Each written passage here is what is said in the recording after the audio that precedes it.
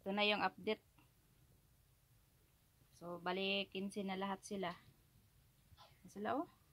Maganda ng ano, mga bihik. Pipinkish na nila oh. Wala pang 24 hours. Pinkish na nila. Gaganda kasi yung lahi na nai-ay nito. Ang technician. So, bali yung naanak ng inahin, 18. Dalawa yung patay na lumabas. So, bali 16 sana yung buhay. Kaso naipit yung isa. Ito oh. Mga 2 oras pa. Naipit. Hindi ko nabantayan.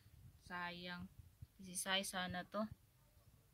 Pero, yung didi kasi ng inahin natin ay 15 lang.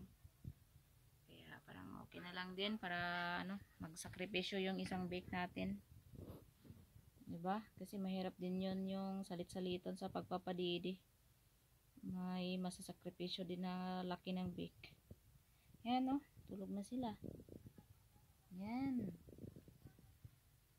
Yan, may sarili na silang pwesto. Didi.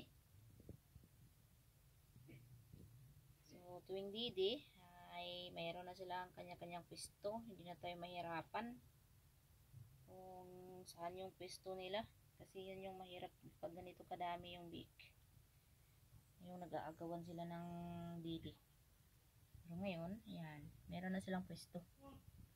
Ito, malalaki talaga yung mga bake boy. Grabe, wala pang 24 hours. Ang gaganda. Ano na, makintab yung ano nila. Ganito.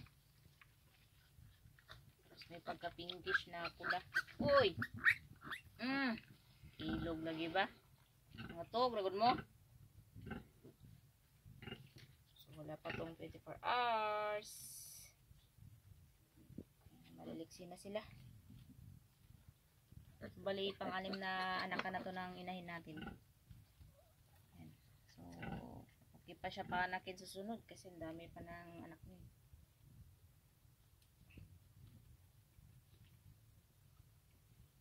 So, kaya na pinakain na natin yung inahin natin kasi pag nanganak talaga to, hindi to pwedeng hindi kakain. Kahit kahapon nga nag-labor siya, naghingi pa, binigyan ko lang ng konti. Kasi hindi talaga to siya katulad ng ibang baboy na hindi ko daw kumakain. So, binigyan ko lang siya kaya ng Amoxil B. So, yung Amoxil B, papainumin natin siya mga 1 week. Kasama na yung kahapon, yung pag-labor kahapon, pinainom ko siya ng Amoxil B. So, bali 1 week ko siya papainumin. Ayan. Ito na yung update. Happy farming!